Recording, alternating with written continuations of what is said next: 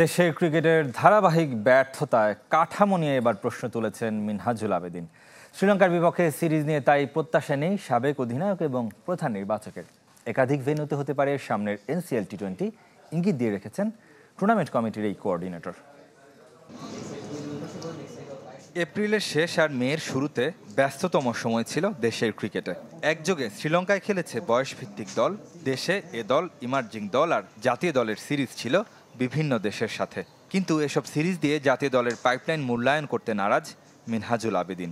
জাতীয় দলের ধারাবাহিক ব্যর্থতায় ঢাকা কেন্দ্রিক ক্রিকেট থেকে বেরিয়ে আসার আহ্বান জানিয়েছেন বিসিবিকে। আমাদের হাই পারফরমেন্স ইউনিটের 4টা ইউনিট নিয়ে আমরা কিন্তু সীমিত কিছু খেলোয়াড়কে নিয়ে নার্সিং করছি। এখান থেকে আমাদের জাতীয় দল গঠন করছি, এখান থেকে আমাদের এ টিম হচ্ছে, এখান থেকে হাই পারফরমেন্স ইউনিট হচ্ছে। তো সেই জায়গা থেকে আমি যদি আমাদের অ্যাটলিস্ট জোনগুলি যদি ভাগ করে কিছু 80টা প্লেয়ারকে যদি ডেভেলপ করতে না পারি, এই জায়গা থেকে আপনার একটা স্ট্রং 3টা ফরওয়ার্ডের প্লেয়ার বার করে আনা আমাদের জন্য ডিফিকাল্ট।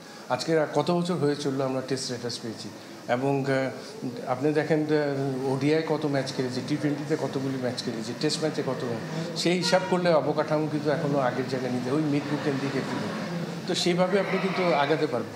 2017-তে কলম্বোয় লঙ্কানদের বিপক্ষে যে একমাত্র টেস্ট জিতেছিল বাংলাদেশ, সে সময় প্রধান নির্বাচকের দায়িত্বে ছিলেন মিনহাজুল আবেদীন। তবে বর্তমান দল নিয়ে আশাবাদী হতে পারছেন না তিনি। তো আমি পার্সোনালি মনে করি ওরকম আশা আমি করি না যে টেস্ট শ্রীলঙ্কাকে এখনই শ্রীলঙ্কার মাঠে হারিয়ে দিই। কারণ একটা প্রস্তুতি ম্যাচ যদি খেলার সুযোগ থাকতো, প্লেয়ারদের অবস্থানটা যদি বোঝা যেত, তাহলে আগে থেকে বলা যেত যে প্লেয়াররা এখন যথেষ্ট কনফিডেন্ট আছে, ভালো খেলবে। NCL T20-র প্রথম সংস্করণের সফলতায় দ্বিতীয় আসর নিয়ে ইতোমধ্যেই মনোযোগী টুর্নামেন্ট কমিটির কোঅর্ডিনেটর। অপেক্ষায় বোর্ড সভায় অনুমোদনের। প্রাথমিক একটা আলোচনা হয়েছিল যাতে BPL এর ড্রাফটের আগে হয়, তাহলে একটা সুবিধা হয় যে অনেকগুলি খেলোয়াড়কে তাহলে পিক করার জন্য সুবিধা হয়, এবং এটা দেওয়া যায় ওইভাবে চিন্তা করে ক্যালেন্ডারটা করা হচ্ছে। এখন এই ক্যালেন্ডারটা যদি বোর্ডের সামনের বোর্ড মিটিংয়ে অ্যাপ্রুভ হয়ে যায়, তাহলে ওইভাবে আমরা আগাবো। গেলবার আসরের একমাত্র ভেন্যু সিলেট হলেও এবার তা আরও বড় পরিসরে করার ইচ্ছা মিনহাজুল আবেদীনের। রেদওয়ান শোয়েব, চ্যানেল 24, ঢাকা।